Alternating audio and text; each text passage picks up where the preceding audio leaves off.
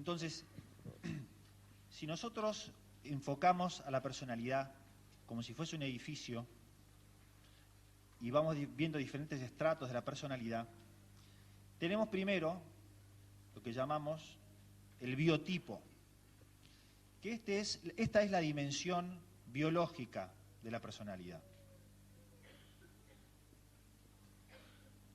Esta es la dimensión que se hereda y que solo cambia la cirugía.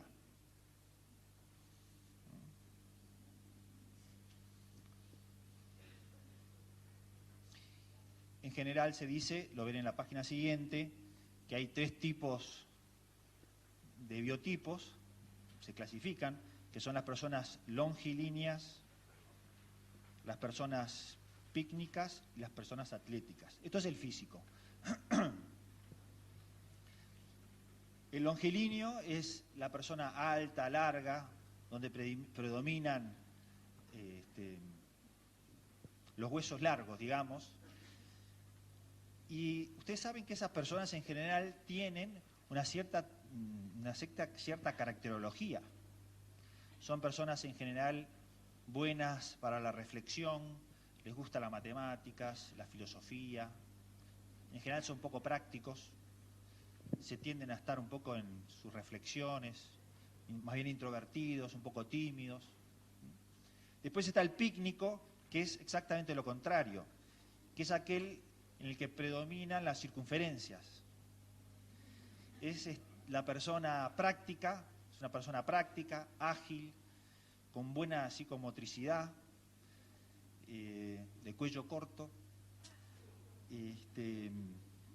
Son personas en general muy buenas dadas a todo lo que tiene que ver con lo empresarial, son prácticos, en general no les gusta demasiado la profundización filosófica ni matemáticas, y son hacedores, son grandes hacedores.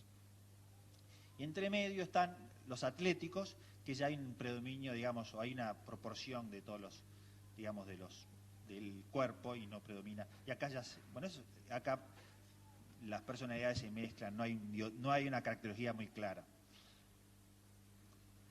Esto es entonces la dimensión biológica, porque tenemos un cuerpo, no somos espíritus que andan funcionando, dando vueltas por ahí, sino que tenemos una biología y estamos en un cuerpo. Después está otro estamento, otro estrato de la personalidad, que llamamos el estrato psicobiológico.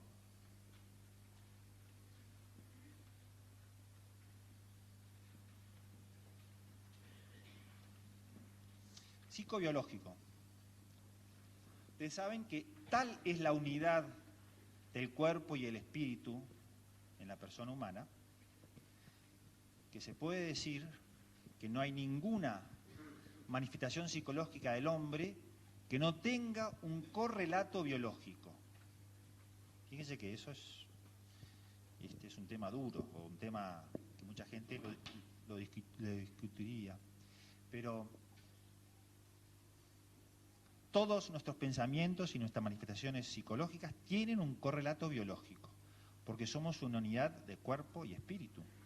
Si no tuviese alguna manifestación nuestra un correlato biológico, esa manifestación sería un espíritu puro que anda por allí, algo como fantasmagórico, ¿no? Quiere decir que todas nuestras conductas, nuestras manifestaciones psicológicas, van acompañadas, tienen un sustrato orgánico que las acompaña. Y dentro del estrato psicobiológico tenemos, por ejemplo, seguiría enfocándolo de otra perspectiva, pero ahí estaría, entre estos dos, digamos, de una manera, estaría otro enfoque, con otro esquema que no vamos a entrar, lo que es la vida sensitiva del hombre, la vida intelectiva, no vamos a entrar en eso. Y acá están, desde el punto de vista temperamental, lo que llamamos rasgos de personalidad. Esto, el temperamento, es heredado, pero con una H chica, porque es modificable, es modificable. Entonces, dentro de lo temperamental, dentro de lo psicobiológico, tenemos los rasgos de personalidad. Porque si no seríamos todos amorfos. Es como si fuéramos todos clonados, ¿no?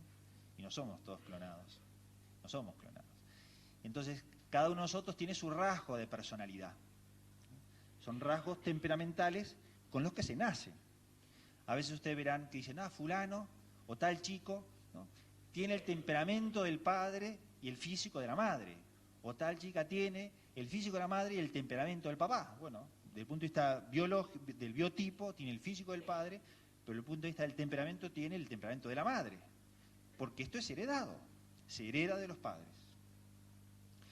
Y los rasgos temperamentales, lo tienen ustedes en la segunda página, pueden ser los rasgos histéricos de personalidad. Histeria aquí no significa lo que comúnmente todo el mundo entiende por histeria, que es una crisis de nervios y de gritar y se las atribuyen a las mujeres, ¿no? No es así, ¿no? Porque los hombres también tienen sus rasgos histéricos de personalidad. En el hombre es lo que llamamos el donjuanismo, el conquistador, el seductor. Y los rasgos histéricos de personalidad son esas personas que tienen por modalidad temperamental una facilidad y una tendencia a la teatralidad, una tendencia y también una disposición así como anímica a la comunicación. Son muy buenos comunicadores, son los actores, son los directores de noticieros, se dedican a medios de comunicación, los vendedores, ¿no? Un buen vendedor tiene que tener rasgos histriónicos o histéricos de personalidad, porque tiene que poder comunicar y convencer a quien está vendiendo. Los rasgos histéricos también llevan a que la personalidad sea teatral y necesite de alguna manera de público para sentirse bien. Son personas que exageran las cosas y también tienen como rasgo de personalidad la necesidad de tener el halago, de tener la alabanza, el consenso de los demás para sentirse bien. En estas personas les cuesta mucho ser naturales. Hay como una brecha entre su mundo interior, como decía San Agustín, y el mundo exterior, porque no son naturales y les cuesta expresar su naturalidad. Ahora después voy a hacer una pequeña descripción caracterológica de diferentes países de América Latina y vamos a hablar un poquito más de esto. La segunda vez que pateo. A ver si la tercera lo tiro. Después están los rasgos de personalidad obsesivos,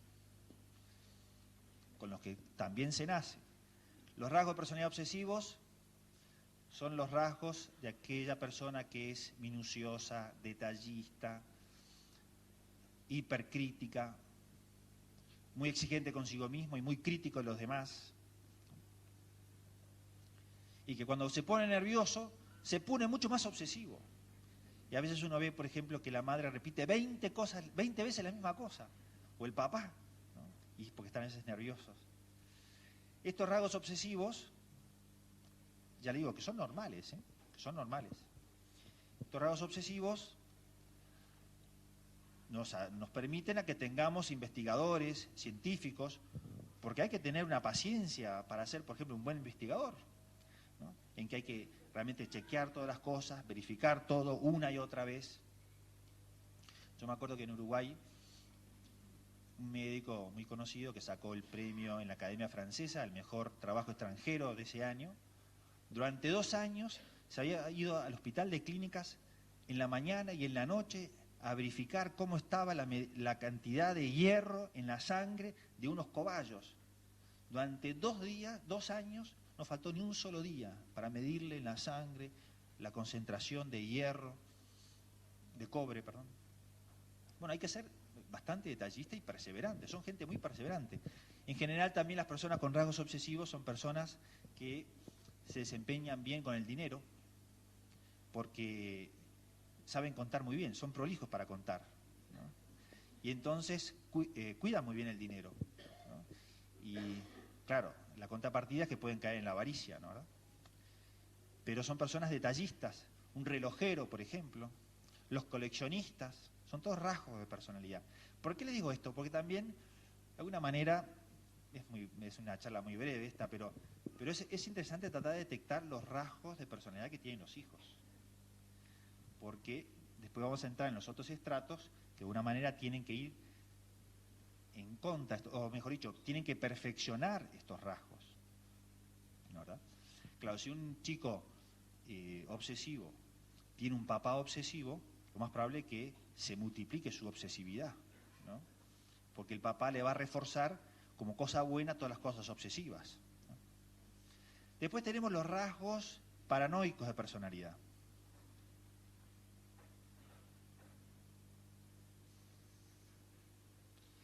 Los rasgos paranoicos es la persona desconfiada, es la persona que está a la defensiva, es la persona que está preocupada porque piensa que de alguna manera los demás están contra él, que interpreta la realidad con una intencionalidad en contra de su persona.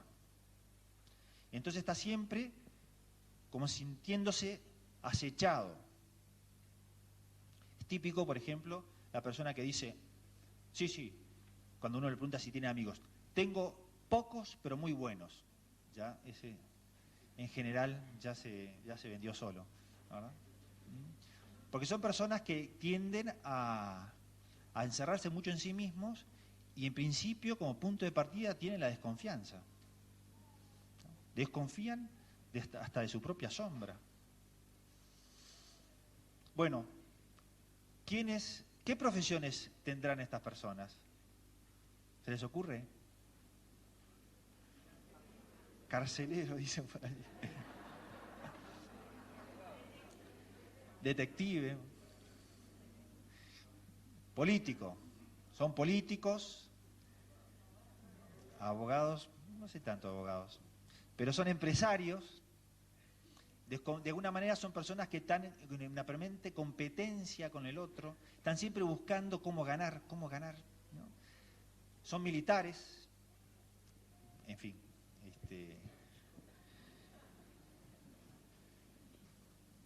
Y a veces la formación a veces puede reforzar todos esos rasgos, ¿no? ¿Verdad? Y entonces hay que estar muy bien ubicado para no hacerlo, cuando son educadores de instituciones como puede ser, por ejemplo, la militar, ¿no? Los rasgos de personalidad pueden ser también sensitivos. Esto de los rasgos paranoicos es importantísimo detectarlo en los chicos, porque, por ejemplo, en general son chicos más bien tímidos, que están un poquito a la defensiva con sus amigos, que no les gusta mucho ir a la casa de los compañeros, tampoco les gusta mucho invitar a que vengan a sus casas. Entonces los padres tienen que fomentarle lo contrario. Están los rasgos sensitivos de personalidad. Esta es la persona que se ofende con mucha facilidad. Después se combinan entre ellos, ¿no? Porque no es tan sencillo esto, ¿no? Es la persona que permanentemente está como pensando de que no lo aprecian los demás, de que los demás no lo valoran, que no lo consideran, que no me quieren suficiente, que no saben valorar todas mis condiciones. Entonces es la persona que se ofende y se lo traga para adentro y a un momento explota, ¿no? Entonces también tenemos que detectar a aquellos chicos que con muchísima facilidad se ofenden de repente con un compañero, con un amigo, con un hermano, ¿no?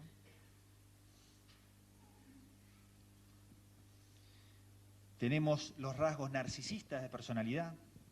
Todo esto, como decíamos, tiene un componente de herencia. Los rasgos narcisistas son de la persona que tiene que ser siempre centro. Él se considera como un hombre llamado al éxito, que va necesariamente a triunfar. Y entonces no acepta ningún tipo de frustración. Tiene muy mala tolerancia a la frustración y piensa que de alguna manera los demás tienen que estar siempre rindiéndole pleitesía. Él cree, él piensa que estoy condenado al éxito, ¿no? Estoy condenado al éxito, dice a sí mismo. Y entonces es, por ejemplo, el chico que en una competición, tal vez los padres le preguntan, bueno, ¿cómo saliste? Tercero, segundo. Pero nunca dice si gané o perdí. Solamente dice que gané. Pero no puede decir que perdí. No sabe, no aceptan perder. Tiene una gran dificultad para admitir sus limitaciones. Y entonces suelen construir un mundo de fantasía. Entonces se imaginan, ¿no?, que están jugando en el estadio y que son Francescoli, pues soy uruguayo. Pero se imaginan que son un astro, o se imaginan que son actores de cine, y se fabrica todo un mundo de fantasía. Porque lo más probable es que la realidad no condiga con eso que él piensa de sí mismo. Y el narcisista va a tender a confundir la realidad con su imaginación. Y pensará que la imaginación suya es lo que es realmente real. Fíjense las consecuencias graves que tiene esto. Todo esto, como decimos, es heredado, y la educación de los padres puede reforzar todo esto o puede ayudar a limar todo esto. Se podría decir que entonces esta es la dimensión psicobiológica de la personalidad,